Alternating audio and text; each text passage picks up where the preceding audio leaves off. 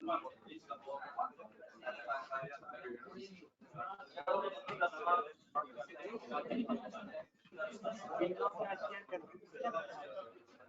सी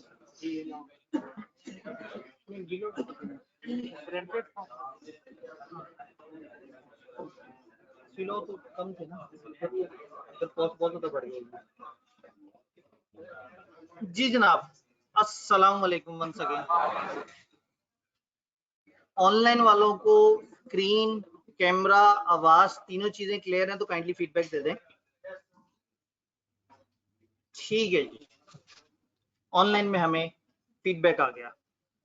कल बहुत मजेदार सा टॉपिक शुरू किया था और थोड़ा सा भी टाइम ज्यादा होता तो खत्म भी कर देते, लेकिन फिर हमने थोड़ा सा इंसानियत दिखाई।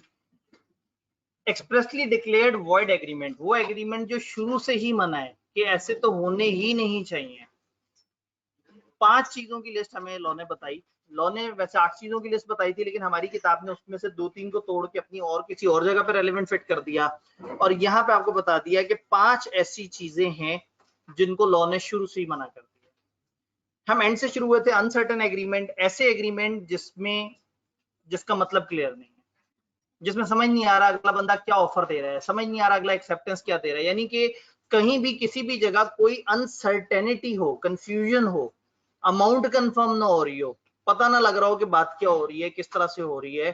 तो अगर किसी जगह पे कोई कंफ्यूजन है कॉन्ट्रैक्ट के अंदर तो वो कॉन्ट्रैक्ट बन ही नहीं सकता, वो एग्रीमेंट ही फ्लॉप है, वो एग्रीमेंट ही वॉइड एब इनिशियो हो जाएगा। एक स्टेप ऊपर हम गए थे आपके फेवरेट पॉइंट पे, agreement and restraint of marriage. तो हमने देखा था कि किसी को शादी करने से रोक देने का एग्रीमेंट वॉइड एब इनिशियो है। आप उसको शादी करने से नहीं रोक सकते, लेकिन किसको रोक सकते हैं? माइनर। क्यों रोक सकते हैं? बच्चा कहता ना, बच्चा है तो वो फाइनेंशियली बेचारा इतना स्टेबल नहीं होगा, या वो उस वक्त उस तरह से कमाने की पोजीशन में नहीं होगा कि वो खुद भी खाए और घरवाली को भी खिलाए। तो इसलिए माइनर को उन्होंने खासतौर पे शादी करने से मना करने का कह दिया कि अलाउड है, लेकिन माइनर के अलावा बाकी बंदों को शादी से रोकने का एग्रीमेंट करना वॉइड एब इनिशियो। तो ये क्लॉज पढ़ के अक्सर बच्चे मचल जाते हैं और वालिदैन से बागी हो जाते हैं और कहते हैं हमारे टीचर ने कहा था कि जी आप शादी करने से नहीं रोक सकते। तो आप वालिदैन हैं, लेकिन कानूनी तौर पे हमारे पास हक है कि हम शादी कर सकते हैं। तो खैर, agreement and restraint of marriage आपने देखा, हल्की सी डिस्कशन थी। फिर ऊपर पहुंचे 3 तरह की रिस्ट्रिक्शन। उन्हें कहा किसी को कारोबार करने से नहीं रोका जा सकता। दूसरा, शर्तें लगाना जो है वो एक वॉइड एब इनिशियो एग्रीमेंट है। और तीसरा, किसी को कानूनी कार्रवाई करने से, कानून के पास जाने से, किसी को कोर्ट में जाके अपना हक वसूल करने से नहीं रोका जा सकता। तो ये ओवरऑल हमने 5 चीजें पढ़ी थी। एक स्टेप आगे चलता हूं, फिर आपके सवाल वगैरह भी लेंगे। हमने कहा agreement and restraint of trade, trade से रोका जा सकता है। कब रोका जा सकता है? एक एक्सेप्शन है। क्या एक्सेप्शन है? अगर एक बंदे ने अपनी गुडविल भी दूसरे बंदे को बेच दी, अपनी दुकान अलॉन्ग विद नाम, अलॉन्ग विद गुडविल बेच दी दूसरे को, तो अब दूसरा जो खरीदार है वो पहले बंदे को जिसने बेची है उस पर पाबंदी लगा सकता है कि तुम इस इलाके में या इतने अरसे तक ये वाला काम नहीं करोगे, इससे मिलता जुलता काम नहीं करोगे, ताकि ऐसा ना हो कि गुडविल खरीदने के बावजूद भी वो बंदा वहीं पे ही अपना बिजनेस शुरू करे और ये बेचारा गुडविल खरीदने के बावजूद भी इसके पास क्लाइंट ना आए और उसी के पास चले जाए। कल मैंने एक प्रैक्टिकल एग्जांपल भी आपको बता के समझाई थी। तो agreement and restraint of trade हमने बस इतना सी पढ़ा था। घर जाके कितनी शर्मिंदगी हुई होगी आपको लगा होगा कि आज तो मतलब 50 मिनट कैसे पूरे हो। फिर आपने जोश में जितना था सारा लिख लिया। नहीं, ऐसा जोश नहीं आता। मैच तो शाम में जाके था और मैच में तो पहली इनिंग देखने के बाद आपने टीवी बंद कर दिया होगा, अब तो जीत गए, आप लॉ पढ़ लेते। ऐसे थोड़ी होता, ये पाकिस्तान है, कुछ भी हो सकता है।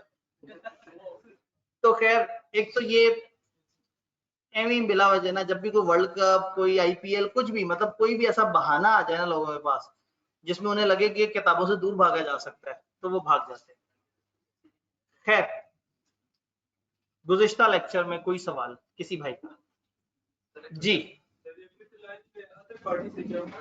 5th लाइन में ये अनसर्टेन एग्रीमेंट के नीचे लिखा हुआ है।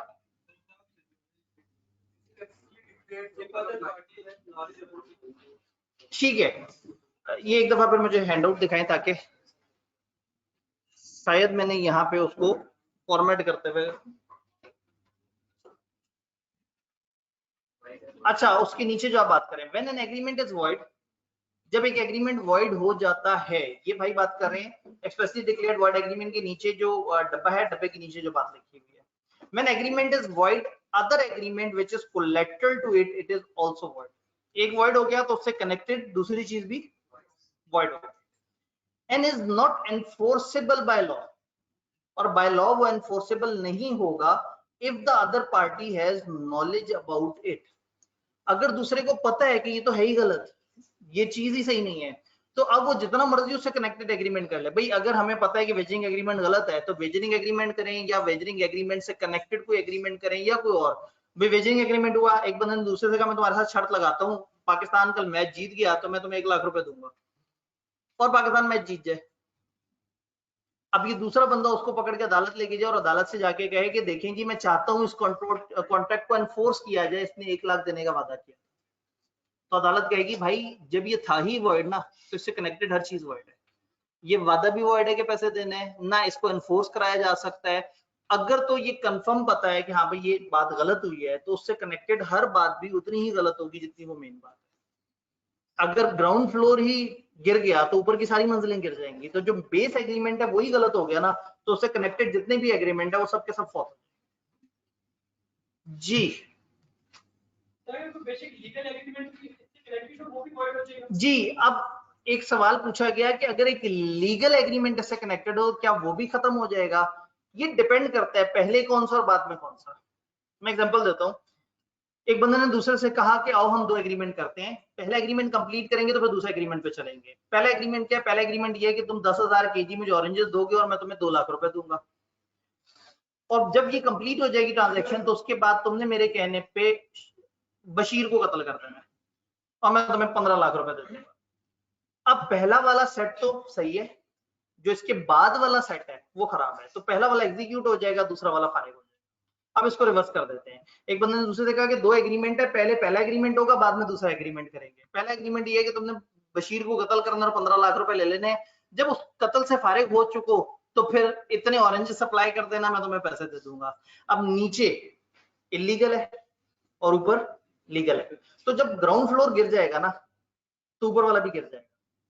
ये ऐसे ही है कि एक बिल्डिंग अगर बनी हुई है उसमें ग्राउंड फ्लोर और फर्स्ट फ्लोर है, और अदालत कहती है फर्स्ट फ्लोर इलीगल है, फर्स्ट फ्लोर गिरा दिया जाए, तो सिर्फ फर्स्ट फ्लोर गिरेगा।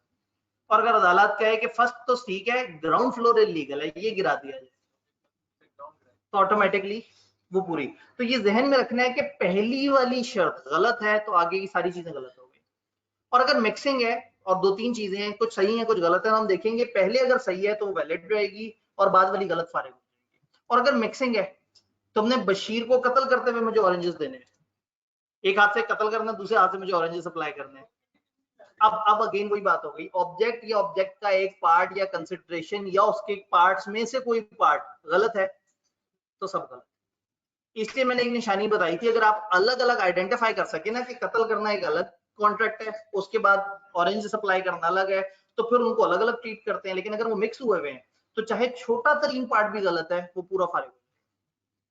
जी यहाँ से एक भाई का सवाल था, नॉलेज वाली जो बात है, नॉलेज वाली बात जो है वो क्या है? अगर एक बंदे को पता ही नहीं है कि ये जो एग्रीमेंट होने जा रहा है ये सही नहीं है, फॉर एग्जांपल एक बंदे ने दूसरे से कहा जी मेरा बहरी जहाज आएगा तो मैं तुम्हें माल डिलीवर करूंगा, और फिर उसके बाद ये काम करेंगे और फिर उसके बाद ये काम करेंगे और फिर ये काम करेंगे। दोनों को ही नहीं पता था कि बहरी जहाज तो पहले से डूबा पड़ा है। अब जब दोनों को नहीं पता तो अगले वाले उन्होंने जो एग्रीमेंट किए हैं वो बेचारे नादानस्ती में किए हैं। फिर क्या होगा, जब पिछला वाला खत्म हो गया तो वो बेचारे हवा में आ जाएंगे, तो अभी दोनों पार्टी दोबारा बैठेंगी कि वो तो वॉइड हो गया और इसके ऊपर बात करते हैं कि इसको चलाएं या ना चलाएं। हाँ अब मिस्टेक हो गई ना, वो 2 साइडेड मिस्टेक भी उसे कह सकते हैं, और agreement to do impossible task भी कह सकते हैं, या agreement contingent on impossible task. ये जो 8 की लिस्ट है ना, इनमें से 2 तो वो भी है इम्पॉसिबल वाले जो इधर नहीं है हमारे पास। जी सामने की हाजिरी। पॉइंट नंबर 5 अनसर्टेन एग्रीमेंट, क्या कंफ्यूजन? इसके नीचे अजीब सी अंग्रेजी लिखी हुई है, एन एग्रीमेंट ऐसा वादा द मीनिंग ऑफ विच, जिसके मतलब इज नॉट सर्टन, मतलब वाजे नहीं है और capable of being made certain, ना वाज़ेह हैं और ना पूछ के भी वाज़ेह हो सकते हैं, ना मतलब इसमें कंफर्म हो सकते हैं। कंटिजेंट कॉन्ट्रैक्ट याद है, अगर बहरी जहाज आ गया, ये भी तो अनसर्टन था, लेकिन ये सर्टन हो सकता था, that was capable of being certain. लेकिन अगर बहरी जहाज ही डूबा हुआ है तो वो हो ही नहीं सकता कभी भी। तो पॉइंट ये है कि या तो मतलब क्लियर हो, या अगर क्लियर ना हो तो कम से कम क्लियर हो सकता हो किसी शर्त के साथ कनेक्ट होके। तो अगर मतलब भी क्लियर ना हो और आगे क्लियर होने का चांस भी कोई ना हो, एक बंदे ने कह दिया है कि जी मैंने लाल फल देने 200 रुपए में, और वो क्लियर नहीं बता रहा और पूछने पे भी नहीं बता रहा, तो इसका मतलब है कि ये एक ऐसा एग्रीमेंट है जो हो ही नहीं सकता, क्योंकि इसका मतलब क्लियर नहीं है। कल को फटे हो जाएंगे कि लाल फल से मेरी मुराद टमाटर थी, वो यानी मेरी मुराद फलाना फल था, फिर एक डिबेट चल पड़ेगी कि ये फल है या सब्जी है। ये सवाल मैं अक्सर लोगों से पूछता हूँ, फल और सब्जी का फर्क, और फिर आप लोग हर दफा कहते हैं हाँ जी सर ये निशानी है, और फिर आखिरी हल हमने क्या निकाला था कि फल खाया जाता है और सब्जी खाई जाती है। ठीक है, ये एक आसान सा सोल्यूशन है। भाई मेरे तो ज़राअत पे बहुत ज्यादा अबूर नहीं है, मेरी एरिया स्पेशलाइजेशन नहीं है, लेकिन कहीं ना कहीं आप कुछ एक अच्छा कंक्रीट फर्क तो लेके आए जिसमें मैं भी जरा पक्का हो जाऊंगी हाँ भाई वाकई फल और सब्जी में फर्क है। अगर जमीन वाला मामला है तो वो भी पूरा नहीं होता, दरख्त वाला मामला है या पेड़ वाला मामला है तो वो आधी बातें हैं आधी नहीं है। खैर दोबारा आप ही की जिम्मे। जी सवाल, फिजिकल ऑडियंस के फिजिकल सवाल। अवाम में एक गहरी खामोशी पाई जाती है। ऑनलाइन ऑडियंस, ऑनलाइन के पास अभी तक जितने सवाल आए हैं वो आंसर होंगे, और वो सिर्फ 2 हैं, यस नहीं 4। अगर उस बंदे को जो बाउंड है एग्रीमेंट के, आपने किसी और रिलेटिव को सेम बिजनेस वहां करवा दे, जी देखिए अगर वो अपने किसी और रिलेटिव को करवा दे तो टेक्निकली उसके रिलेटिव को तो कोई नहीं जानता ना। ये बात कर रहे हैं कि गुडविल अगर एक बंदा बेचे और खुद नहीं कर सकता, उसका कोई यार दोस्त कर सकता है। मसला पता है क्या, मसला उस बंदे के चेहरे से है, उसको देखते ही क्लाइंट समझेंगे असल दुकान ये है। तो ऐसे में अगर उस बंदे को मना कर दिया और उसका कोई रिश्तेदार वहां पे कर रहा है तो ठीक है, लेकिन ये बीच में नहीं आएगा, इसको पाबंदी है कि तुम इस इलाके में बिजनेस के लिए नजर नहीं होगे। देन सर आपने कहा कि अगर पहला वॉइड होगा तो दूसरा भी वॉइड होगा, वाइड यही तो रूल है कि अगर एक वॉइड है तो उससे कनेक्टेड जितने भी हैं वो भी वॉइड है। और ये क्यों होगा, मैंने अभी वो वाली एग्जांपल दी उस वक्त, शायद ये सवाल लिखने के बाद मैंने वो एग्जांपल दी थी, वो जो ग्राउंड फ्लोर और फर्स्ट फ्लोर वाली है, कि अगर नीचे वाला अगर बेस एग्रीमेंट ही गलत है तो ऊपर वाले भी सारे। अच्छा जी सर, अगर दूसरा सही होता तो उसे प्रोसीड होना चाहिए। अगर पहला ये अगर आपस में कनेक्टेड है ना तो फिर पहला गलत तो सारे गलत। अगर बिल्कुल ही डिस्कनेक्टेड है और डिपेंडेंट, जैसे मैंने कहा ना, उसने कहा पहले ऑरेंजेस सप्लाई होंगे, जब सप्लाई हो चुके होंगे तो उसके बाद कत्ल होगा। इसका मतलब है कत्ल वाला एग्रीमेंट डिपेंडेंट है पहले वाले एग्रीमेंट, और अगर हम कहें कत्ल होने के बाद वो होगा तो अब कत्ल पे डिपेंड कर अगला वाला। और अगर एक बंदा दूसरे से कहे यार 2 शर्तें हैं, या कत्ल कर दो इतने पैसे ले लो, या ऑरेंजेस दे दो इतने पैसे दे दो, या आ गया तो जो कत्ल वाली ऑप्शन है वो खुद ही फारिग हो जाएगी, और एक ही ऑप्शन होगी कि ऑरेंजेस दे दो इतने पैसे दे। तो बस जहन में ये रखना है कि अगर मिक्सिंग ऐसे है कि अलग नहीं हो सकता और डिपेंड कर रहे हैं एक दूसरे पे, तो वॉइड दूसरों को भी खराब कर देगा। और अगर हम अलग अलग कर सकते हैं कि 2 अलग अलग एग्रीमेंट है, इनमें से कोई एक एक्सेप्ट हो सकता है और एक रिजेक्ट हो जाए तो कोई मसला नहीं है, तो फिर जो सही वाला है वो एक्सेप्ट हो सकता है, जो खराब वाला है वो फारिग हो जाए। देन ऑनलाइन में जी सर, बिजनेस का सेम नाम तो नहीं रख सकेगा रिलेटिव, बिल्कुल सही कहा, रिलेटिव बिजनेस का सेम नाम नहीं रख सकेगा। एक भाई ने बताया sir, fruits come from the flowering part of a plant and contain seeds. In contrast, vegetables are the edible parts of a plant, such as leaves, stem, roots, and bulbs. People often associate fruits with sweetness and vegetable with a savory taste. नहीं जी, वो सामने वाले बच्चे भी ये कह रहे हैं और ऑनलाइन भी बच्चे ये कह रहे हैं कि सर ये गूगल से कॉपी हुआ है। लेकिन कम से कम देखे ना, एक बच्चे ने इनिशिएटिव लेके, हम तो सब हवा में बात कर रहे थे, उसने कम से कम गूगल पे जाके सर्च करके हमें थोड़ा सा बता तो दिया। तो बताना ये चाह रहे हैं कि फ्रूट जो है flowering part of a plant से आते हैं।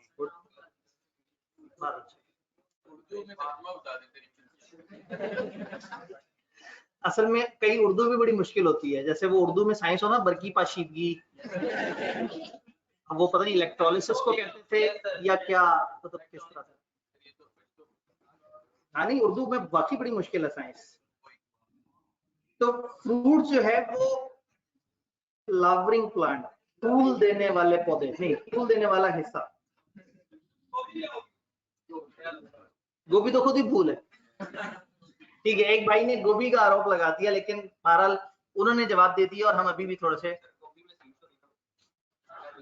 गोभी में सीड नहीं होते वाकई। गोभी तो हम वैसे गोभी को फूल कहते हैं, वो तो है ही फूल बेचारा, उसको जितना भी खाओ अंदर से दोबारा वैसी निकल आती है। तो खैर वापस इधर आते हैं। बहरहाल हमें कम से कम एक भाई ने थोड़ी सी कोशिश की, बाकी लोग तो सिर्फ शुगल मेला कर रहे थे, लेकिन एक भाई ने कम से कम कोशिश की। तो ऐसे में ये रजा मेहदी साहब हैं, हम इनका जो है वो तहे दिल से शुक्रगुजार हैं। चलें जी, इधर आते हैं। अब कुछ और लोगों ने भी जो है ना वो बताना शुरू कर दिया, नहीं जी अब कुछ नहीं हो सकता। वाह, उन्होंने कहा कि वेजिटेबल जो है वो साइड डिश के तौर पर इस्तेमाल होते हैं, जबकि फल जो है, खैर ये एक अलग दुनिया चल पड़ी। वापस इधर आते हैं। ऑनलाइन सवाल खत्म हो गए, वेरी गुड। तो अब तो हम पढ़ेंगे, पौना घंटा पढ़ेंगे। सोचें मैं कितना एक्साइटेड हूँ। नहीं तो पेज आपको क्या लगता है, आपको याद है एक पेज एम किसी टाइम पे दे दिया था कि किसी बुरे वक्त में इसको निकाल के सामने ले आएंगे, याद है वो एक रखा हुआ पेज, वो घर रह गया। बहुत अच्छी बात है। मैंने कभी आपको कहा कि जब मैं पढ़ा रहा हूँ आपने साथ साथ पढ़ना होता है, आपने तो हमेशा घर जाके पढ़ना होता है और अगले दिन सवाल पूछते हो। मजीद उसकी लिखी हुई अंग्रेजी सामने बोर्ड पे भी आ जाएगी, मसला ही हल हो गया। ले जी, इन रिस्ट्रेंट ऑफ ट्रेड समझ आ गया। अब एक काम करते हैं, वेजरिंग एग्रीमेंट की बात करते हैं। वेजरिंग एग्रीमेंट, वेजरिंग एग्रीमेंट को आप अच्छी तरह से जानते हैं, जैसे बड़े जवारी बैठे हैं कि आप तो बड़े अच्छी तरह से जानते हैं। खैर हमने कंटिंजेंट कॉन्ट्रैक्ट के साथ इसकी डिस्कशन कर ली थी। एग्रीमेंट बिटवीन टू पर्सन, जिसमें एक बेट होती है, एक शर्त होती है, अंडर विच मनी और other thing is payable by one person to another on happening और non happening of a future uncertain event. याद है ये बातें? फिर हमने कहा था यहाँ उस इवेंट का इन लोगों से ताल्लुक नहीं होना चाहिए, और इसके फर्क हमने कंटिंजेंट कॉन्ट्रैक्ट के साथ समझे हुए। अब वेजिंग एग्रीमेंट के रूल क्या है? Such agreements are void. Very good, ये बात हमें पता थी। All connected agreement knowingly made to support or guarantee the performance of any void wagering agreement are void. इससे कनेक्टेड भी कोई चीज है, दो बंदों ने शर्त लगाई ए और बी ने, फिर सी ने, ए ने बी से शर्त लगाई हाँ भी तुम पैसे दोगे, बी ने कहा जी मैं पैसे दे दूंगा। फिर ए सी के पास गया, सी से कहा मैं तुम्हारे साथ एग्रीमेंट करता हूँ, ये तुम्हारा छोटा भाई है, तुम गारंटी करते हो कि अगर इसने पैसे ना दिए तो तुम दोगे? उसने कहा हाँ जी मैं दूंगा पैसे। अगर ये शर्त थी तो शर्त इतनी गलत थी कि वो पहला वाला कॉन्ट्रैक्ट भी फाड़े गए, और ये जो अगला वाला कॉन्ट्रैक्ट कहना भी नहीं चाहिए, पहला एग्रीमेंट भी फाड़े गए, बाद वाला एग्रीमेंट भी। तो अगर एक शर्त है तो शर्त से कनेक्टेड हर चीज फाड़े। लॉ को गुस्सा पड़ा है, उन्होंने कहा no suit can be filed, कोई केस नहीं हो सकता for the recovery of any sum of money paid और payable in respect of any void wagering agreement, या कमीशन, ब्रोकरेज फी या रिवॉर्ड अगर आपने वॉइड वेजिंग एग्रीमेंट में रखा है। मजे की बात है कि आप वेजिंग एग्रीमेंट के तहत अगर आपने इनाम जीती है तो रिकवर नहीं कर सकते, और अगर आपने इनाम दे दिया है तो वापस नहीं ले सकते। मतलब गुस्सा उनको बड़ा है कि भाई तुम लोगों ने की गलत हरकत है, हमारा क्या ताल्लुक है? सुकून से खुद ही एक दूसरे से लड़ो, मारो एक दूसरे को, पैसे लो, अदालत को बीच में मत इन्वॉल्व करो, क्योंकि तुमने जो किया वो वॉइड है। तो वॉइड एग्रीमेंट, उससे कनेक्टेड भी हर चीज वॉइड, उसमें केस भी नहीं हो सकता, ना पैसों की रिकवरी के लिए हो सकता है। अच्छा, एक बंदे दूसरे शर्त लगाई थी कि अगर पाकिस्तान की टीम जीत जाए तो मैं 10वें फ्लोर से छलांग लगा के दिखाऊंगा, ये भी तो एक शर्त है ना। पैसे नहीं है, लेकिन पैसे जैसी मतलब उसने कुछ और। तो अब ऐसा नहीं होगा कि वो बंदा अदालत ले जाए, देखिए पाकिस्तान मैच जीत गया और उसने अभी तक 10वें फ्लोर से छलांग नहीं लगाई, तो ऐसे में इस पे कोई केस भी नहीं हो सकता। Even no suit shall be filed for forcing any person to accept the result of any game और अदर सच अनसर्टेन इवेंट। किसी को हम इस पे बाउंड भी नहीं कर सकते कि नहीं भी शर्त लगी थी ना, अब मान जाओ कि तुम हारे हो और अब तुमने, यानी कि शर्त के तहत कोई भी किस्म की ऑब्लिगेशन दूसरे बंदे पे कानूनी तरीके से लागू नहीं हो सकती। यहाँ हम एक सवाल लेंगे ऑडियंस से, यहाँ से एक सवाल जी। जो जीतेगी उसको ट्रॉफी मिलेगी। जी, 2 टीमें अगर मैच खेल रही हैं और जीतेगी उसको रिवॉर्ड मिलेगा, तो ये वेजरिंग नहीं है, उनकी अपनी स्किल्स इन्वॉल्व हो गई ना। और हमने क्या कहा था, उस इवेंट का उनसे ताल्लुक हो, उनका तो ताल्लुक है, वो जीते। जी जी बिल्कुल। अब अगेन जो फाइट्स वगैरह हैं, कहने का मतलब है कि जहां पे भी उनका आपस में ये शर्त लगी है कि जो जीतेगा उसको इनाम मिलेगा, क्योंकि वो इन्वॉल्व थे, तो वो वेजरिंग नहीं है। लेकिन हो सकता है किसी और कानून के तहत लॉ ने उनको मना किया हो। ये जो जैसे इन्होंने कहा केज फाइट वगैरह वगैरह, एक ऐसी फाइट है जिसमें जो है वो एक बंदा दूसरे को लहू लहान कर देगा तो वो जीतेगा, या कत्ल कर देगा तो वो जीतेगा। तो वेजरिंग एग्रीमेंट तो नहीं है, उसने बड़ी स्किल से उसे कत्ल किया, वो खुद भी इन्वॉल्व था। तो वेजर तो नहीं कहेंगे, लेकिन कोई और कानून भी तो है ना। एक चीज ध्यान में रखनी है, हम जो कानून पढ़े बस दुनिया में सिर्फ ये कानून नहीं है। आप कॉन्ट्रैक्ट एक्ट उठा के दुनिया की हर सिचुएशन पे लगाने की कोशिश कर रहे हैं। ये तिजारती कानून है, दो बंदों के दरमियान जो पैसे या जिन्स की खरीदो फरोख्त का मामला है, उसको इस पर अप्लाई करेंगे। ये भाई कुछ कहना चाहते हैं? जी, लॉटरी वगैरह में भी अगेन अब ये डिपेंड करता है कि वो वहां पे अगर कोई स्किल इन्वॉल्व नहीं है, और दूसरा वहां पे अगर उस अनसर्टेन इवेंट का कोई ताल्लुक नहीं है सिवाय जीत या हार के, तो वेजरिंग है। क्या चीज? जीतो पाकिस्तान, उसमें हाँ, अब अगेन उसमें भी वो लोग इन्वॉल्व होते हैं, खेल रहे होते हैं। और अगेन मैं आपको दोबारा याद करा दूं कि भाई दुनिया के सारे एग्रीमेंट्स हमने कॉन्ट्रैक्ट एक्ट पे नहीं रख के परखने। हमारे अपने सिलेबस में तकरीबन 6, 8, 10, 11 लॉज है। तो और उन लॉज में भी अक्सर जाके देखेंगे कॉन्ट्रैक्ट एक्ट वाली चीजें गलत हो गई। तो इसलिए आपने इसी को ही सब कुछ नहीं मान लेना। जी ठीक है, नुकसान पहुंचाते हैं भाई। बात ये भाई, एक बंदा दूसरे को कमरे में बैठ के चपेड़ मार दे और दूसरा उसको अदालत लेके जाए कि इसने मुझे जद्दोकोप किया है, तो शायद जद्दोकोप से रिलेटेड कोई कानून होगा जिसमें अदालत फैसला करेगी। हर चीज कोर्शन नहीं है भाई। वो जुर्म करना या उसकी धमकी देना जो दफा ताजीरात पाकिस्तान के तहत जुर्म काउंट होता है, जिसपे कोई दफा लगती हो, वो जो सेक्शन है ना उनके, उनमें से कोई चीज लगती हो, अगर लगती है तो दूसरे को थप्पड़ मारना भी जुर्म होगा, अगर लगती है। और नहीं लगती तो कोर्शन यहाँ के मुताबिक नहीं है। लेकिन मैं आपको बार बार बता रहा हूँ कि हर समाजी मसले को कॉन्ट्रैक्ट एक्ट में मत लेके आए। तो हो सकता है वो एक दूसरे को मारे और अदालत में जाके कहें जी चूंकि ये वॉइड एग्रीमेंट था, आपने तो मैं इंसाफ नहीं देना था, हमने खुद ही एक दूसरे से इंसाफ ले लिया। तो अदालत कहेगी कि वो कॉन्ट्रैक्ट एक्ट के तहत वॉइड वो था, लेकिन तुमने जो भी काम किया वो तो वेजर से भी ज्यादा बुरा है। तो इसलिए हर चीज में कॉन्ट्रैक्ट एक्ट फिट नहीं करना। दुनिया में बहुत सारा जुल्म हो रहा है, कुछ और लोगों को, लॉयर्स को उनसे निपटने दें। हमारे कानून में बस तिजारती वो है। हम जरा शरीफ चार्टर्ड अकाउंटेंट बना रहे हैं जिन्होंने पैसों के लेन देन वगैरह की बात करनी है। चार्टर्ड अकाउंटेंट का मेन काम क्या है? पैसे कमाने होने। तो ठीक है, सारी बात हम वो पैसे वाली करें ना। ठीक है, तो ये लाहौरी जबान में पैसे। ऑनलाइन में सर ब्रोकरेज की एग्जांपल देते हैं। ब्रोकरेज होता है जो मिडल मैन होता है, जो कई दफा कमीशन लेता है। तो हो सकता है एक बंदे ने दूसरे की शर्त लगवा के दी हो, दरमियान में आया हो, उसने कहा जी एक बंदा शर्तें लगा रहा है कि जो पाकिस्तान अगर हार गया तो मैं इतना इनाम दूंगा। तो ये बंदा, एक और बंदे ने कहा अरे वाह मैं तो लगा सकता हूँ उसके साथ साथ, उसने कहा जो भी शर्त है 10% भाई की ब्रोकरेज, भाई का कमीशन। तो हम कहाँ हैं? ठीक है, एक भाई ने कहा सर बाहर के मुल्क में तो वेजरिंग अलाउड है, तो मैंने इसलिए पूछा कि हम इस वक्त कहाँ पे बैठे हैं? पाकिस्तान। लेकिन बाहर के मुल्कों में कुछ ऐसी चीजें भी अलाउड है जो हमारा माशरा इजाजत नहीं देता, तो हमने हर चीज को नहीं सोचना। बाहर के मुल्कों में बच्चा अब्बे को जेल भेज देता है। तो वही बात है जो हमने एग्जांपल देखी थी ना कि लॉ कहाँ एनफोर्सेबल था। तो पाकिस्तान में बैठ के पाकिस्तान सोचने बड़ी बात है, पाकिस्तान के मुताबिक। जी, ब्रोकरेज की मैंने एग्जांपल दी कि वो फिर परसेंटेज अगर उसने विनिंग वगैरह पे कोई रखी हुई है, जैसे प्रॉपर्टी डीलर होते हैं, ये भी एक ब्रोकर होता है। Broker is such a middle man जो दो पार्टीज को कनेक्ट करवाता है और दरमियान में अपना कमीशन लेता है। स्टॉक एक्सचेंज में भी जो लोग हैं वो भी ब्रोकर कहलाते हैं। जी सर 2 पॉइंट्स रह गए। हाँ तो भाई मुझे मतलब थोड़ा सा हौसला तो दे, मैं मतलब आगे चलूं। पिछले सवाल चल रहे हैं। अगर बाहर का बंदा पाकिस्तान में आके वेजरिंग करे तो यहां से लोग बताएंगे, बताएं क्या होगा? तो बस आप जहां बैठे हुए हैं यहाँ के लॉ के मुताबिक होगा, और अगर वो सफीर है कहीं और का तो फिर मसला होगा हमें, अगर वो कोई और आम शहरी है तो फिर हम उसको कहेंगे ये वेजरिंग है। ले जी, लॉ का गुस्सा मजीद कंटिन्यू होता है, लॉ को बड़ा गुस्सा लगा हुआ है।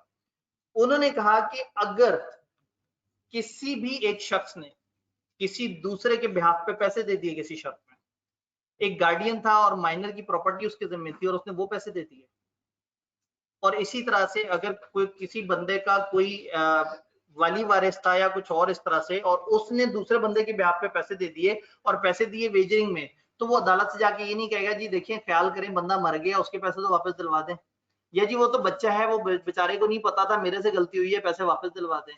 कानून ने क्या कहा, a person shall not be allowed any adjustment for making any payment relating to any void wagering or any connected agreement if such person is guardian of the minor on whose behalf he made payment।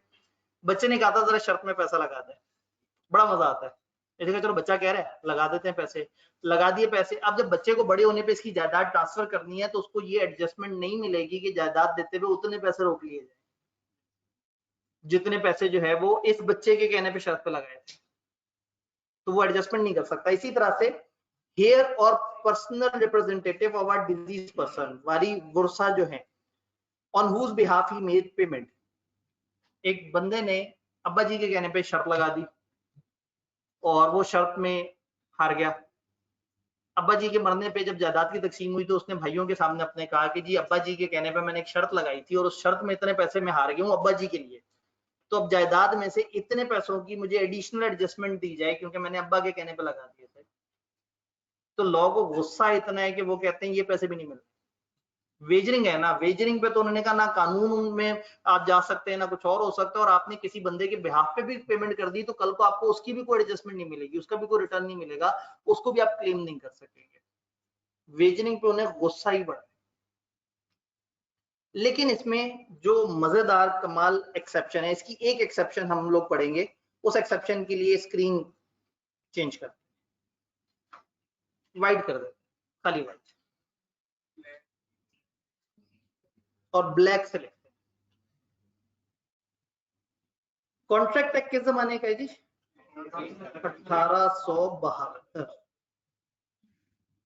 1872 का contract. ये कौन सा जमाना है?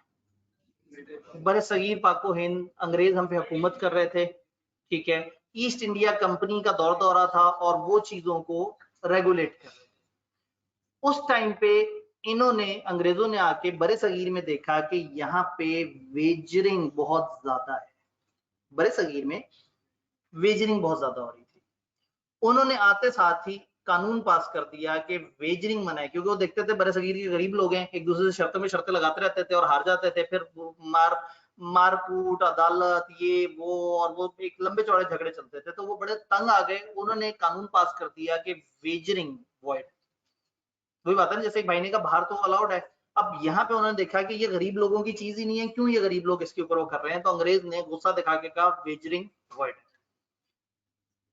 फिर खुद फंस गए, क्योंकि अंग्रेज घोड़ों की रेस पे शर्तें लगाते थे, घोड़ों की रेस चल रही होती थी, वो बैठ जाते थे शर्तें लगाते थे और शर्त के एंड पे जो जीतने वाला है जिस वो उसको इनाम मिल जाता था, और जो शर्त लगा रहे होते थे उनमें से अक्सर का ताल्लुक भी नहीं होता था उस हॉर्स रेस से, बस सिर्फ जिसका घोड़ा जीतता था उसके साथ होता था कि इतने का इतना मिलेगा या फलाना, और शर्त उसको मिल जाती थी। तो अंग्रेजों ने सोचा कि तुम फंस गए, हम लोगों ने जो है वो शर्त लगाना मना किया और कानूनन मना कर दिया, तो अब हम उसी मुल्क में अगर हम शर्त लगाएंगे तो लोग कहेंगे लो जी कानून हमारे लिए, इन बड़ों के लिए तो है नहीं। तो उन्होंने फिर रूल पास किया कि शर्तें लगाना मना है सिवाय घोड़े की रेस। अवाम को और क्या चाहिए, सब लोग घोड़े की रेस वाले दिन बड़े सगीर पूरा उमड़ आता था, क्योंकि अब उनको एक ही एवेन्यू मिल रहा है जहां वो लीगल शर्त लगा सकते हैं, और फिर वो चिट्टे वाला घोड़ा जीतेगा, काले वाला घोड़ा जीतेगा, 5 रुपए की शर्त लग गई, 10 रुपए की, मतलब उस जमाने की बात है जब 5-10 रुपए भी बहुत बड़ी अमाउंट होते थे 1872। तो उन्होंने फिर शर्तें लगाना शुरू कर दी, अंग्रेज को फिर तब चढ़ी, और शर्तें भी आपस में लगाते थे, चलो भाई शर्त लगा के विनर को दो, जिसका घोड़ा जीता है उसको इनाम पहुंचे, चलो फिर बात समझ भी आती है। अंग्रेज तो फिर भी शर्तें लगा लगू के इनाम देते थे उसको जो जिसका घोड़ा जीता है। तो ऐसे में वो परेशान हो गए कि जी हमने शर्त लगाना मना कर दिया तो हम फंस जाते हैं, और अगर घोड़े की शर्त अलाउ कर दें तो भी फंस जाते हैं। तो उन्होंने फिर एक पेचीदा सी क्लॉज डाली। उन्होंने कहा जी वेजरिंग एग्रीमेंट मना है सिवाय हॉर्स रेस पे, नंबर 1, नंबर 2 इनाम विनर को जाना चाहिए, और नंबर 3 उसकी वैल्यू 500 रुपए से ज्यादा होनी चाहिए। आज के कई हजार, शायद लाख 1.5 लाख भी हम कह सकते हैं आज के हिसाब से, ताकि गरीबों के लेवल से बात ऊपर चली जाए। और जब आपस में इनाम नहीं देंगे और विनर को जाएगा तो भी मायूस हो जाएंगे। तो इस तरह से उन्होंने अपनी उस आदत को जस्टिफाई करने के लिए एक एक्सेप्शन लॉ में दे दी। तो अब आपसे कोई पूछे वेजरिंग मना है तो आप कहेंगे हाँ जी पाकिस्तान में वेजरिंग मना है, लेकिन सिर्फ घोड़े की रेस पे लगाई हुई 500 रुपए से ज्यादा की वो शर्त जिसकी जीत के पैसे winner of the horse race, यानी जो मालिक है उस घोड़े का जो कि उसको वो दौड़ा रहा है, उसको मिलेंगे, तो ये अलाउ। अजीब सी एक्सेप्शन है, लेकिन चूंकि उस वक्त की सिचुएशन ऐसी थी, आज के दौर में ये अमाउंट बढ़ा देते या एक्सेप्शन खत्म कर देते कि अंग्रेज चले गए, फिर वो सोचा अंग्रेज जो लिख के गए हैं सही लिखा होगा, कानून में क्यों छेड़छाड़ की जाए। जी ये जो उन्होंने रखी है शर्त के जो रिवॉर्ड है वो जाएगा जो रेसर है, बिल्कुल। तो इसमें उनको फिर क्या फायदा इस का? इनको क्या फायदा, असल में इसमें रिवॉर्ड दो तरह का है ना। रिवॉर्ड है रिवॉर्ड ऑफ अबाउट के कौन जीता कौन हारा। जिसका घोड़ा हारेगा वो पैसे देगा जिसका घोड़ा जीता। जिसने जिस भी घोड़े पे शर्त लगाई है, अब अलग अलग 15 घोड़े हैं, हर घोड़े पे अलग अलग शर्त लगी है, उन शर्तों का सारा पैसा इकट्ठा होके उस घोड़े के मालिक को मिलेगा जिस घोड़े के मालिक की वो रेस जीती गई है। तो टेक्निकली बाकियों का ताल्लुक जीतने वाले घोड़े से नहीं है। और अक्सर तो वो है जिनका घोड़ा भी कोई नहीं दौड़ रहा हुआ, वो दूर बैठ के शर्त लगा रहे हैं, लेकिन जितनी भी शर्तें वो क्यूमुलेट होंगी और एक प्लेट ऑफ विनिंग प्राइज जो है वो मिल जाएगी जीतने वाले बंदे को, या अगेन उसके ब्रोकर। या तो अगेन चूंकि ये वॉइड नहीं है तो इसमें ब्रोकर भी बीच में आ जाए तो भी चलेगा, इसके अंदर पूरा आप सारे काम कर लें वो सब वैलिड है, और इसमें अदालत में जाके क्लेम भी कर सकते। जी एक्सेप्शन समझ आई?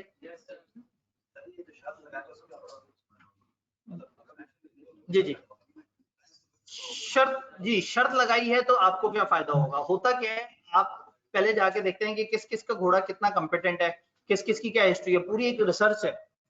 फिर लोग उसके हिसाब से शर्त लगाते थे, फिर उस बंदे के पास जाके कहते थे जी आपके घोड़े पे मैं ये रेट लगा रहा हूँ, और अगर ये जीत जाता है तो इतना हिस्सा आपको और इतना मेरा। कंटिजेंट हो गया ना, पहले जीतने वाले को मिलेगा, जब जीतने वाले को सारी नाम मिल जाएगी तो फिर जिन लोगों ने इसके कहने पे शर्तें लगाई थी, रेट ऊपर नीचे किया था, ये उनमें बांटेगा। तो पूरी इसके पीछे साइंस है। इसके लिए कोई ऐसी मूवी देखनी पड़ेगी जिसमें घोड़ों की रेस के ऊपर क्या साइंस चल रही होती है। जी बात समझ आई? जी प्राइस बॉन्ड किस में आते हैं, ये गवर्नमेंट के कानून में आते हैं, स्टेट बैंक ऑफ पाकिस्तान के, वो जाके पढ़ लें, उसमें लिखा हुआ नजर आ जाएगा। जी गवर्नमेंट ने आपसे डिपॉजिट मांगा है, उन्होंने कहा जी आप हमें पैसे दें ताकि पाकिस्तान अच्छा चले और हम भी कभी कभार आपको इनाम देते हैं। तो वो एक कैश की तरह से है जो गवर्नमेंट के पास है, और गवर्नमेंट उसके बदले में कुछ फेवर दे देती है चंद लोगों को। लेकिन इस वक्त हम जो कॉन्ट्रैक्ट एक्ट पढ़ रहे हैं वो पाकिस्तान की गवर्नमेंट पे अप्लाई नहीं होता, ना ही स्टेट बैंक ऑफ पाकिस्तान पे अप्लाई होता है। उसके लिए स्टेट बैंक ऑफ पाकिस्तान का कानून देखने की जरूरत है। यहां तक बात समझ आई? अब अंग्रेजी देखते हैं।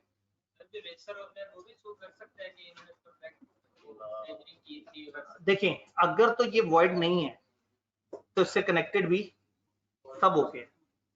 इसीलिए तो मैं कह रहा हूं, वो हमने कहा था अगर वॉइड हुआ तो अब आगे कुछ भी नहीं हो सकता, इसीलिए तो मैं इसमें कह रहा हूं इसमें ब्रोकर भी आ सकता है। डन। अंग्रेजी देखते हैं, भाई कुछ पूछना चाहते हैं। क्या चीज? जी एक भाई ने कहा बिटकॉइन की, आप बिटकॉइन कहें, ये माइक कहें, ये कीबोर्ड कहें, ये कागज कहें, ये टेबल कहें, ये क्लासरूम कहें, ये बच्चा कहें, ग्लासेस कहें, मोबाइल कहें, घोड़े के अलावा कुछ भी बोल देंगे ना तो मैं कहूंगा वर्ड।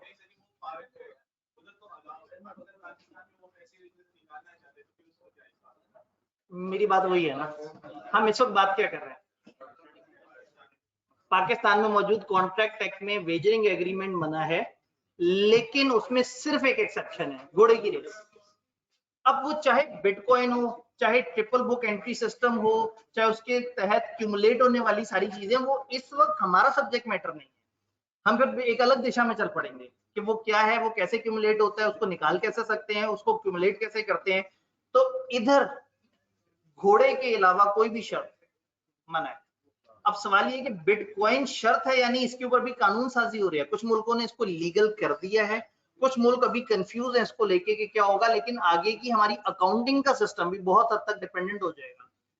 हम डबल बुक एंट्री सिस्टम पढ़ रहे हैं, double entry book keeping system, अब triple entry book keeping system है, जो कि बिटकॉइन जिस उस पे चलता है फलसफे पे, तो उसमें पैरेलल बुक्स होती हैं जिनमें रिकॉर्डिंग हो रही होती है, मल्टीपल बुक्स। तो अगेन वही बात है, आपने बोला तो मैंने थोड़ा सा उसके ऊपर तस्करा कर दिया, आप लोगों ने कुछ नहीं सुना। वेजरिंग मना है, घोड़े की रेस में जीतने वाले को इनाम वो भी 500 से ऊपर का मिले अगर, तो वो जायज है कानून में।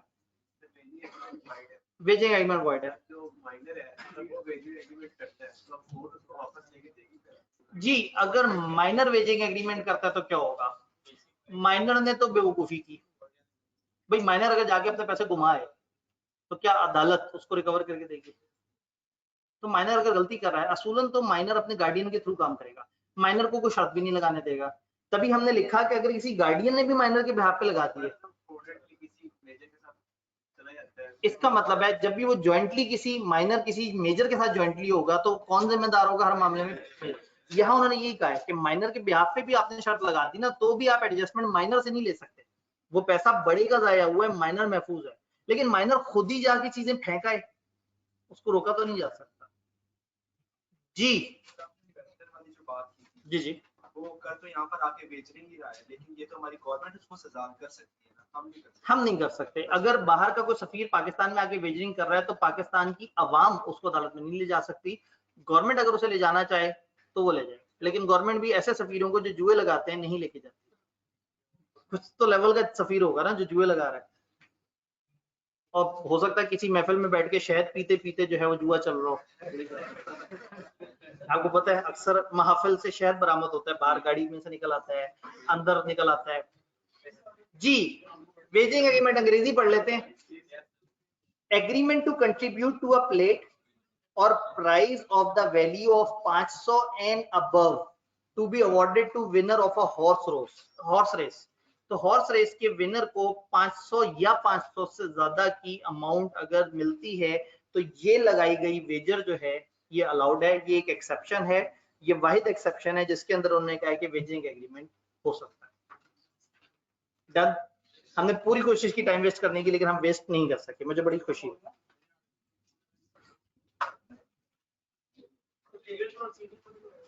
ना करें, सामने क्या है लीगल प्रोसीडिंग। एक भाई ने सामने स्क्रीन पे नहीं देखा और अपने कागज को उलट पुलट के देखा, वो ये रह गया, तो भाईजान सामने स्क्रीन पे वही सजा हुआ है। Agreement in restraint of legal proceeding, कानूनी कार्रवाई करने से रोक देने का एग्रीमेंट। वाह, इंग्लिश लेफ्ट से राइट चलती है और उर्दू राइट से लेफ्ट चलती है। इंग्लिश में पढ़ रहे थे agreement in restraint of legal proceeding, Urdu में राइट से लेफ्ट पढ़ेंगे लीगल कार्रवाई, कानूनी कार्रवाई से रोकने का वादा। कोई भी एग्रीमेंट जिसमें एक पार्टी को आप रिस्ट्रिक्ट कर दें, भाईजान आप अपना राइट इस्तेमाल नहीं कर सकते, या आप टाइम लगा दें कि इतने टाइम तक आप अदालत में नहीं जा सकते, ऐसा मुआहदा, ऐसा वादा, ऐसी चीज गलत है। किसी को कानून में अपना हक इस्तेमाल करने से आप नहीं रोक सकते। लेकिन दो चीजों को उन्होंने कहा है कि भाई ये नहीं कहलाएगी लीगल प्रोसीडिंग की रिस्ट्रिक्शन। वो क्या है? An agreement whereby parties agree not to file an appeal in upper court of law. आपको पता अदालतों में क्या होता है, पहले फैसला हुआ, फैसला होने के बाद पार्टीज अगर चाहें तो उससे ऊपर की अदालत में जाकर उसे चैलेंज कर सकते हैं कि जी नीचे की अदालत का फैसला इसको मैं चैलेंज करना चाहता हूँ, इसे कहते हैं अपील कर दी अपर लेवल की कोर्ट में। तो दो बंदे अगर ए बी से कहे कि तुम मेरे से ऑरेंजेस खरीदो और मुझे इतने पैसे दो, लेकिन तुम अदालत नहीं जा सकते कि मैं तुम्हारे साथ जुल्म करूं, तो ये गलत है। या हम में से कोई अदालत नहीं जाएगा, ये भी गलत है। लेकिन अगर वो कहें हम अदालत जाके अपना हक ले सकते हैं, लेकिन एक दफा फैसला आ गया तो हम में से कोई चैलेंज ही नहीं करेगा उसे किसी और बड़ी अदालत में जाके, ये हो सकता है। क्योंकि आपने उसका बेसिक राइट मुतासर नहीं किया, उसको अदालत जाने की ऑप्शन दी है, लेकिन अब खामखा केस को लटका के बड़ी से बड़ी अदालत और टाइम वेस्ट करने से आप रोकना चाह रहे हैं। तो रूल ये है कि किसी को अदालत में जाके कार्रवाई करने से रोक देने का एग्रीमेंट वॉइड है, लेकिन किसी को एक अदालत से फैसला आने के बाद उससे ऊपर की अदालत में जाने से अगर रोकने का एग्रीमेंट है तो ये उस शर्त में नहीं आता, ये उस रूल में नहीं आता। मैं कह सकता हूं कि ये एक एक्सेप्शन है, ये पहली एक्सेप्शन बन जाएगी। तो अदालत जाके केस करने से रोकना मना है, लेकिन अदालत के आए हुए फैसले के ऊपर अपील कर देने से रोक देने का एग्रीमेंट लॉ ने इजाजत दी। ये एक्सेप्शन बड़ी इंपॉर्टेंट होती हैं। आईकेप सिनेरियो बनाते हुए कोशिश करेगा कि वो ऐसी चीज पूछे जो जनरल रूल ना एक्सेप्शन हो, ताकि आप जनरल रूल से आंसर कर दें और बाद में पता लगे ओहो ये तो एक्सेप्शन था, ये तो अलाउड था। तो हायर कोर्ट में अपील करने से रोकने का एग्रीमेंट सही है, लेकिन सिरे से कोर्ट में जाने से रोकने का एग्रीमेंट गलत है। दूसरा, अगर पार्टीज किसी एक कोर्ट को सिलेक्ट कर लें दो इक्वल कंपिटेंट कोर्ट्स में से, शादरा के एक बंदे ने गज्जू मता के एक बंदे के साथ एक कॉन्ट्रैक्ट किया कि मैं डेली 20 रुपए भर के तुम्हारे पास आया करूंगा, और उसने कहा मैं 20 रुपए भर के। खैर अगेन शादरा और गज्जू मता बेसिकली दोनों के दरमियान मैटर चल रही है। तो शादरा और गज्जू मता दो अलग अलग जगह पे लोग बैठे हुए हैं, इन्होंने आपस में एग्रीमेंट किया। गज्जू मता में भी एक अदालत है और शादरा में भी एक अदालत है, और दोनों बराबर रैंक की है। पार्टीज ने आपस में तय किया कि अगर हमारा तुम्हारा कोई मसला हुआ तो हम गज्जू मता की अदालत में नहीं जाएंगे, हम शादरा की अदालत में जाएंगे। अलाउड। देखिए, कानूनी कार्रवाई करने से नहीं रोका, सिर्फ दो बराबर दर्जे की कोर्ट्स में से कह दिया यार उधर नहीं इधर कर लेंगे, तो इसको रुकावट तस्वुर नहीं की जाएगी। किसी को अदालत में जाने से रोक देना मना है, लेकिन दो बराबर लेवल की अदालतों में से किसी एक के पास जाना और किसी एक के पास ना जाने का एग्रीमेंट अगर करते हैं तो ये अलाउड है। अगर अदालतों के रैंक में फर्क होता तो फिर ये रूल अप्लाई नहीं होता।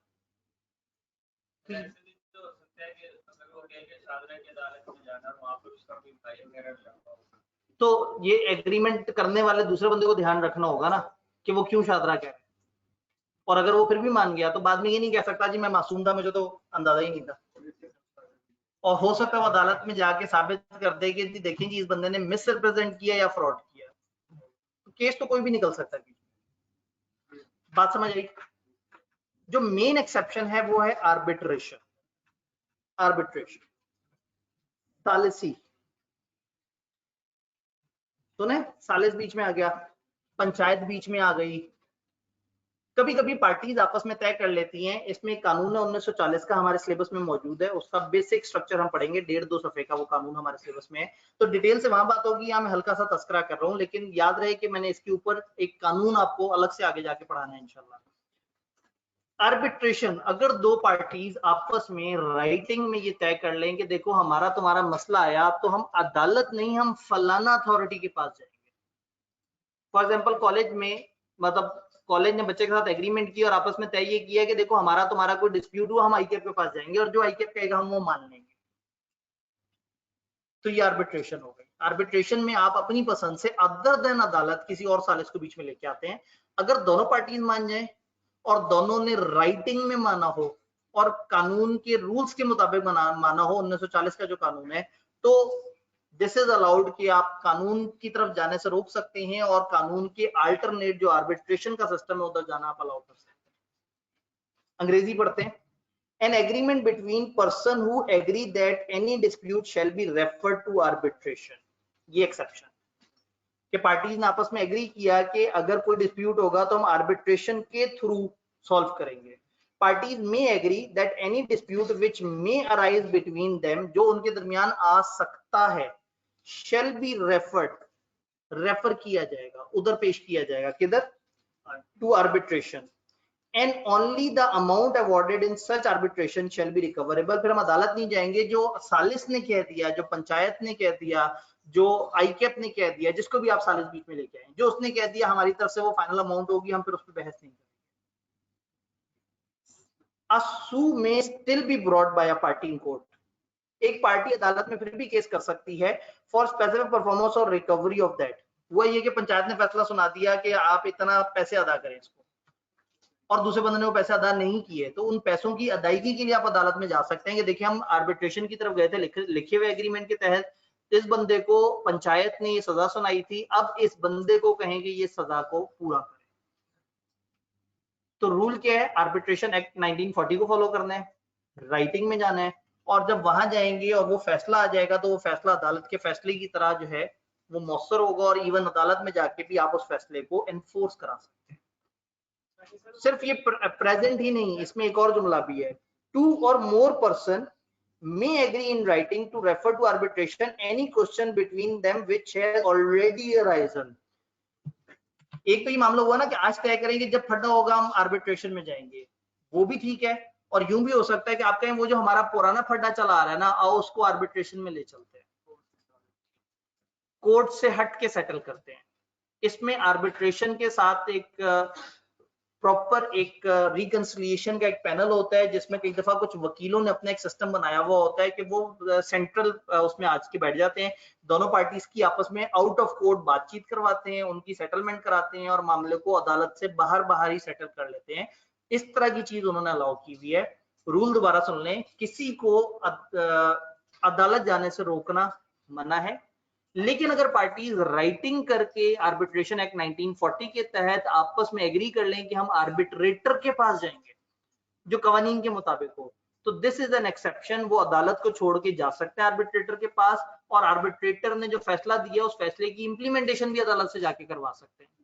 आर्बिट्रेशन में मौजूदा फैसले पे भी जा सकते हैं, मुमकिन झगड़े पे भी जा सकते हैं और गुज़िश्ता झगड़े पे भी जा सकते हैं। यहां से एक भाई का सवाल था, पंचायत कह सकते हैं, एग्जैक्टली पंचायत कहना मुनासिब नहीं है, मैं एग्जांपल में पंचायत कह रहा हूं, मतलब एनी सेंट्रल बॉडी। और अगेन वो सेंट्रल बॉडी नहीं जो खुद बीच में आ जाए मैं फैसला करूं, वो सेंट्रल बॉडी जिसको दोनों पार्टीज ने इन राइटिंग एग्री किया हो कि हाँ भाई ये हमारे तुम्हारे दरमियान फैसला करेगा। तो ये इन राइटिंग होना बड़ा जरूरी है। आगे हम जिसका कानून पढ़ेंगे तो इसकी और बारीकियों को समझेंगे। आर्बिट्रेशन में सिर्फ रेस्टिट्यूशन होगी, पनिशमेंट जी, आर्बिट्रेशन में फिर पनिशमेंट होगी या नहीं होगी या खाली रेस्टिट्यूशन होगी, क्योंकि आर्बिट्रेशन के पास शायद कानूनी पावर बहुत ज्यादा ना हो, तो वो सजाएं उस तरह से नहीं दे सकेंगे, लेकिन वो अमाउंट और उसकी रिकवरी वगैरह नॉर्मली सजेस्ट कर देंगे। कुछ आर्बिट्रेटर होते हैं जिनके पास कानूनी पावर भी होती है, जैसे आईकेप। अगर आईकेप कह दे कि हाँ भाई इस बच्चे ने बड़ा गलत हरकत की, हम इसका सीआरएन ही कैंसिल कर रहे हैं, तो उनके पास ये लीगल पावर है कि वो खत्म कर सकते हैं। तो कहने का मतलब ये है कि कुछ आर्बिट्रेटर के पास कानूनी पावर होगी और कुछ के पास नहीं। Arbitrator can be any body, any person. Arbitration का लॉ उसकी शर्तें बताता है कि वो कौन होना चाहिए, किस तरह का होना चाहिए। हम अपने सिलेबस में थोड़ा सा आर्बिट्रेशन का लॉ भी पढ़ेंगे इंशाल्लाह। जी, अगर आर्बिट्रेशन का फैसला सही नहीं आया या आपको मसला है, तो जिस तरह से अदालत का फैसले पे अपील हो सकती है, इस तरह से आर्बिट्रेशन के फैसले पे भी अपील हो सकती है। जी, अगर तो गलत फैसला आया है तो, लेकिन अगर अदालत कह दे कि आर्बिट्रेशन का फैसला सही है तो फिर आपको मानना पड़ेगा। पहले पॉइंट तो लिखा है कि आप जा नहीं सकते, कहां पहले पॉइंट से उस बात से आर्बिट्रेशन में जाएंगे, एग्रीमेंट आर्बिट्रेशन में जाएंगे, अदालत में नहीं जाएंगे, लेकिन आर्बिट्रेशन का फैसला आया, वो जिसके खिलाफ है वो तो क्लियर है। हाँ, अब वो फैसले पे अगर कुछ गड़बड़ है या उस फैसले में एक अमाउंट उन्होंने कहा ये रिकवर होगी और उनके पास चूंकि कानूनी पावर नहीं थी, वो रिकवर करा नहीं सके, ठीक है जी। अब अगर आर्बिट्रेशन में किसी के खिलाफ फैसला आया, पॉइंट यही है कि अगर वो फैसला सही है फिर तो वो नहीं जा सकता अदालत, और अगर वो फैसला गलत है तो फिर वो जा सकता है। इसलिए मैं आपको दोबारा याद करा रहा हूं कि हमने इस पे कानून पढ़ना है। अभी तो हमने सिर्फ एक्सेप्शन पढ़ी है, इसका कानून है जो बताएगा कि क्या है इसमें, ऊपर अपील कर सकते नहीं कर सकते, कितने लोग होंगे, किस तरह से। तो 1.5-2 सफे का एक कानून इसके ऊपर हमने पढ़ना है आगे के चैप्टर्स में जाके। कुछ समझ आई एक्सेप्शन? सबको समझ आई? ऑनलाइन आर्बिट्रेशन का मतलब सालिस आ जाना, किसी का दरमियान में आ जाना, मिडलमैन बन जाना, जो कि फिर आपके फैसले कराए और आप उसको खुद से इख्तियार दे देंगे तुमने फैसले का। एक मिनट, आप लोग तो बीसीबी पढ़ के आए होंगे, आपने आर्बिट्रेशन भी पढ़ी होगी। एमी मेरी इतनी एनर्जीज लगा रहे हैं और इतने मासूम बन के पूछ रहे हैं आर्बिट्रेशन क्या होती है। खुदा का खौफ करें, वो ध्यान से नहीं पढ़ा था। अच्छा, बच्चे हंस के एक दूसरे को कह रहे हैं, सर को लग रहा है कि हम बीसीबी पढ़ते होंगे। बीसी एग्जाम तो गई, बीसी कब होती है एग्जाम? फंक्शनल इंग्लिश एग्जाम होती है, बीसी तो नहीं। ठीक है, तो ये थी हमारी छोटी सी प्यारी सी बात। वक्त के दामन में गुंजाइश ही गुंजाइश है, अन्य टाइम है हमारे पास, बेतहाशा टाइम है हमारे पास। अब तो मुझे नीचे भी नहीं जाना होता, नीचे खूब अंधेरा है। कौन सा क्वेश्चन? हाँ, अब वो जो क्वेश्चन टेस्ट में आया था ना, अब आप जाके पढ़ेंगे, अब आपको समझ आ जाएगा। आगे पढ़ेंगे जी। मैंने उस वक्त भी हल्का सा आइडिया देके समझा दिया था, लेकिन इस टाइम पे ना बस टेक्नोलॉजी मसला ना करे, बाकी कोशिश हमारी पूरी होनी है। खुल जा भाई। ऐसा ना हो कि कल मैं से शुरू करूं और आप दरमियान में कहें सर बस अब तो चैप्टर खत्म कर दिया आपने सर, तो थोड़ा सा अभी कर लें, थोड़ा सा कल करते हुए हम उससे एक दर्जा आगे निकल जाएं फिसलते फिसलते। आपको बताइए। खुल जा भाई। आपको पता है हमारा 1/4 सिलेबस खत्म हो चुका है। हाँ हाँ, बाकी मतलब 1/4 खत्म हो चुका है। सिलेबस आउटलाइन याद है किसी को? चलिए, जब आपको किताब मिलेगी तो उसके शुरू के सफों में सिलेबस आउटलाइन सामने जगमगा रही हो। ले जी, कुछ रोमांचक बातें करते हैं। एक कभी कभी ना, याद है एसेंशियल्स पूरे होने जरूरी है कॉन्ट्रैक्ट टेक्स्ट के लिए। मुझे कोई से 8 एसेंशियल्स बता दें। ऑफर, एक्सेप्टेंस, सारे अलग अलग जी।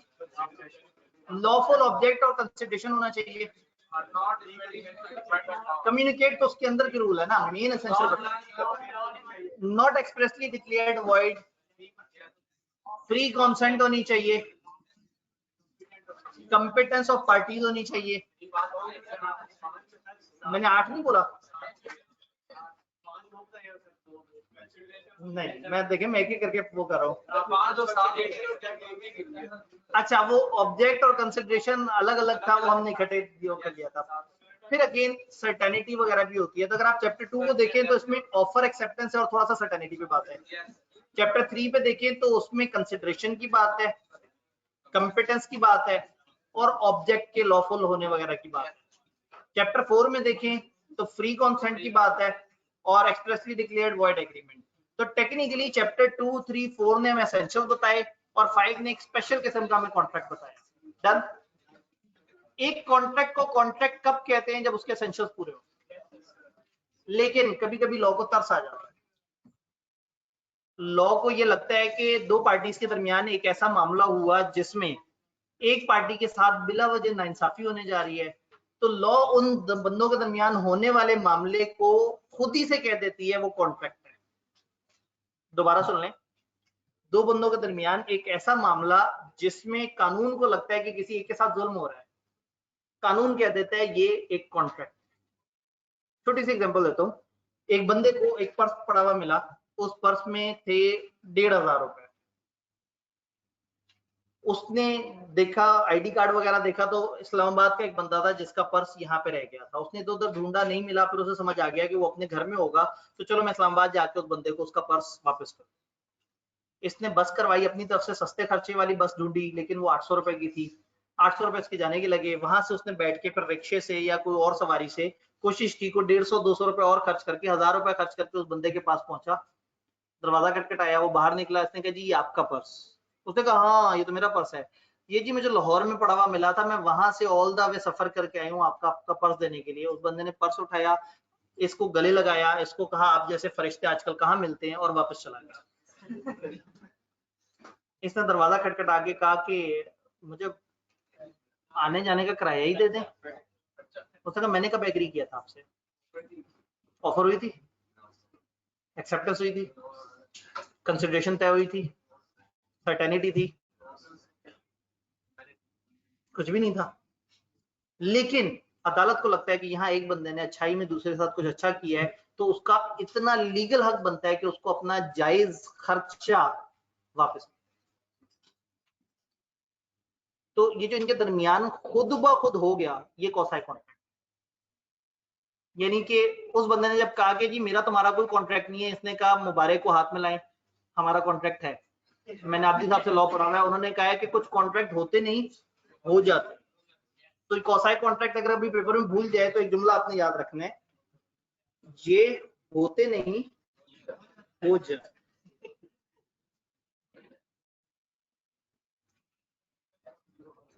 होते नहीं, हो जाते हैं। और जब आपके जहन में मनफी और सिफली ख्यालात आना शुरू हो जाएं तो आपने ऊपर लिख देना है कॉन्ट्रैक्ट।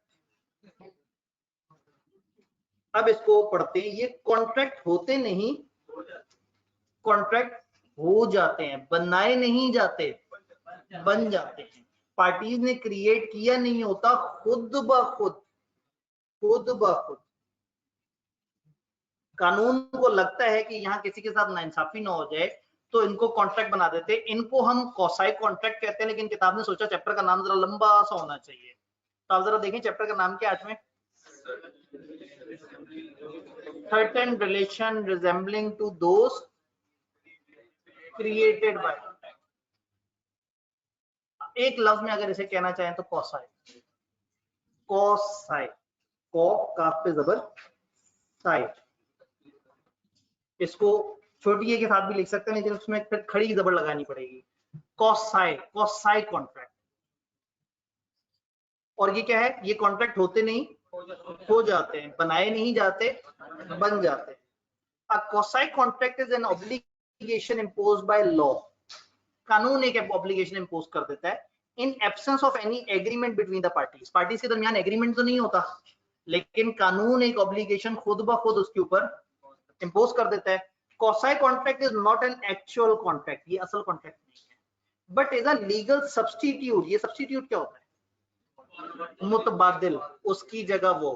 तो ये एक लीगल मुतबादिल है, फॉर्म हुआ है क्यों, to impose equity between two parties. दो पार्टीज के दरमियान मुसावात हो सके, एक ने अगर कुछ अच्छा किया और दूसरा उसके साथ बुरा कर रहा है तो उनके दरमियान मुसावात बरकरार करने के लिए कानून खुद ही से लागू कर देता है कि नहीं भाई तुम दो के दरमियान जो है वो कॉन्ट्रैक्ट।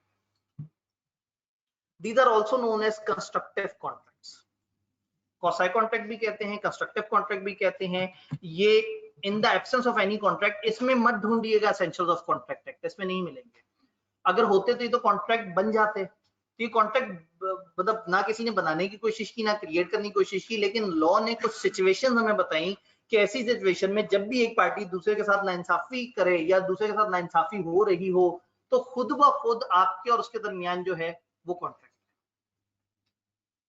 एक एग्जांपल और देता हूं, याद अगर मिस्टेकनली किसी के अकाउंट में पैसे आ जाए और वो कहे ये मुझे अल्लाह की जमीन से मिले, अल्लाह के बैंक से मिले, और जिससे गलती से उसके पास आ जाए वो आके कहे भाई मेरे पैसे आप वापस करें, तो यहाँ नाइंसाफी हो रही है उस बंदे के साथ जिससे बाहर हाल गलती हुई है, लेकिन दूसरे बंदे का हरगिज भी हक नहीं था कि उसके पैसे पे येशी करे।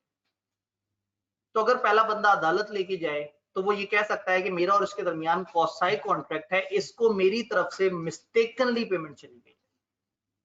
तो मिस्टेकनली चली जाए या पोर्शन में चली जाए, कौसाई कॉन्ट्रैक्ट बन जाएगा। बात समझ आई। कौसाई कॉन्ट्रैक्ट की डेफिनेशन, सर हमारी शर्त जैक पर लगती है या हॉर्स पर, ये एक पेचीदा सवाल है, ये वाकई पेचीदा सवाल है। क्योंकि जो घोड़े पे शर्त लगाई जाती है उसके पैसे भी घोड़े को नहीं मिलते, घोड़े के ओनर को मिलते हैं। एक तीसरा बंदा भी होता है जो घोड़े का राइडर होता है, घोड़े के राइडर के साथ घोड़े के ओनर का एग्रीमेंट होता है। तो ये जरा ज्यादा पेचीदा साइड पे चली जाएगी बात कि वो जो जैक है उसका क्या ताल्लुक है घोड़े का। हमने सिर्फ वो एक एक्सेप्शन ध्यान में रखनी है कि विनर को जो मालिक है घोड़े का, उसको अगर पैसे जा रहे हैं तो वो अलाउड है। वापस इधर आते हैं, ये मैंने इसलिए जवाब दिया कि भाई ने 132 दफा कॉपी पेस्ट किया जी। कौसाई कॉन्ट्रैक्ट समझ आया? कौसाई कॉन्ट्रैक्ट वो जो होता नहीं खुद ब खुद हो जाता है, इसको कंस्ट्रक्टिव कॉन्ट्रैक्ट भी कहते हैं। एक एग्जांपल जो आप लोगों ने मुझे दी, आप कहेंगे कब सर, हमने ऐसी कोई एग्जांपल आपको नहीं दी। नहीं,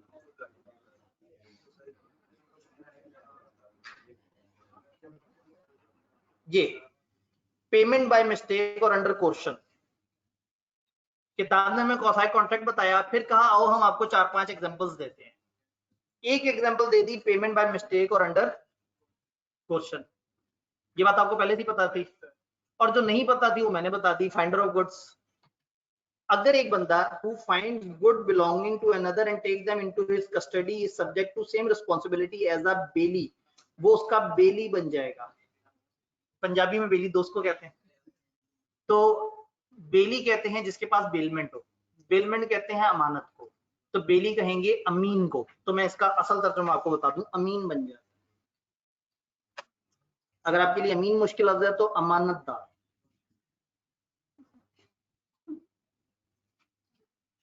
कहीं कोई डाउट ना रह जाए।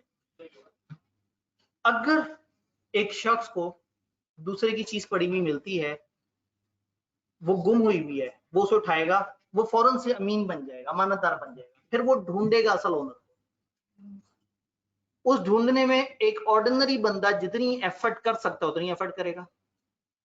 वो है ना कि खामोशी से हल्का सा कहे भाई आपकी तो नहीं, भाई आपकी तो नहीं, लो जी अल्लाह की जमीन से पड़ी हुई मिली थी, किसी ने बोला भी नहीं।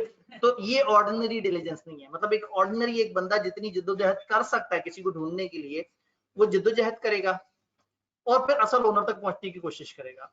फर्ज करें उसे पता लग जाए कि असल ओनर तक पहुंचने का खर्चा इस चीज की वर्थ के 2/3 से ऊपर है, तो कानून उसे इजाजत दे देता है कि आप ये चीज बेच भी सकते हैं। यानी अगर इसको पता लग गया कि ये 1500 जब मैं देने जाऊंगा तो 1600 तो मेरा आने जाने का खर्चा लग जाएगा, और उसने वाकई एंड पे शुक्रिया कह के खुदाफिज कह दिया, तो अगेन अगर एक बंदे को चीज मिली है, पहले वो ओनर को ढूंढने की कोशिश करे। अगर वो ढूंढने की कोशिश नहीं करता तो लोग कहेंगे कि इसने रॉन्गफुल कन्वर्जन की है, इसने चोरी की है, इसने उसको अपने नाम पे ट्रांसफर कर लिया। तो ये ओनर को ढूंढने की कोशिश करे और इस कोशिश में असल ओनर तक पहुंच जाए तो उसे वापस कर दे। लेकिन अगर इसे पता लग जाए कि उसको ढूंढना या उस तक पहुंचना या पहुंचाने का खर्चा चीज की वर्थ के 2/3 से ऊपर है, तो वो उसे बेच भी सकता है। एक दूसरा रूल भी है पेरिशेबल का। अगर चीज ही ऐसी है कि जो है वो आप कहेंगे जी वो मुझे एक बंदे के आम पड़े हुए मिले और मैंने 1.5 महीना लगा या 2 महीना लगा, मैंने उसको उसके आम पहुंचा के दम लिया, चाहे आम सुकड़ के छोटे हो गए, चाहे वो काले हो गए, लेकिन मैंने अमानत में खयानत नहीं की और मैंने उसको उसके आम चाहे जितने मर्जी गल गए थे मैंने दे दिया। तो नॉर्मली पेरिशेबल आइटम में थोड़ी छूट होती है, और वो आइटम जिसको पहुंचाने की कॉस्ट उस आइटम की वर्थ के 2/3 से ज्यादा होती है, तो आपको इजाजत होती है कि आप उसको बेच के खा जाए। आप अगर तो ओनर आसानी से मिल सकता है तो ठीक है, नहीं मिल सकता तो कानून ने यहाँ इस कानून ने कॉन्ट्रैक्ट एक्ट ने आपको मना नहीं किया, तो वो लोग खा जाते हैं। एक भाई ने कहा अगर हम पुलिस में दे देते हैं, ठीक है, पर पुलिस वाले खा जाएंगे। तो कहने का मतलब है कि ये मैं बार बार कह रहा हूँ, आप लोग ना कॉन्ट्रैक्ट एक्ट पढ़ के जज्बाती हो जाते हैं। तो पता लगे आप अपने किसी हॉस्टल में के पैसे दबा के बैठ जाएं कि सर ने कहा था कि किसी के पैसे अगर कहीं भी पड़े हुए मिल गए तो उठा लेना है। तो ऐसा नहीं है, कानून बहुत सारी तरह के हैं। तो कॉन्ट्रैक्ट एक्ट ने ये कहा कि अगर किसी एक बंदे को दूसरे की कोई चीज पड़ी हुई मिल गई तो वो बन जाएगा बेली, वो रीजनेबल स्टेप्स लेगा टू ओनर को ढूंढने की, और नहीं अगर ढूंढ सकेगा या मतलब वही बात है, नहीं ढूंढ सकेगा तो अमानत के तौर पर रखेगा, और अगर ढूंढने का खर्चा ज्यादा है तो फिर अब अगेन आपको अगर पता लग गया कि मैं ढूंढ नहीं सकता तो फिर पुलिस को जाके दे दें, और अगर पता लग जाए कि ढूंढ सकता हूं लेकिन ढूंढने का खर्चा तो चीज से ज्यादा है या कम से कम इसके 2/3 से ज्यादा है, तो फिर आप वो चीज कंज्यूम कर सकते। ये सिर्फ कॉन्ट्रैक्ट एक्ट ने कहा, किसी और कानून में कोई और बात इसके खिलाफ हो सकती है।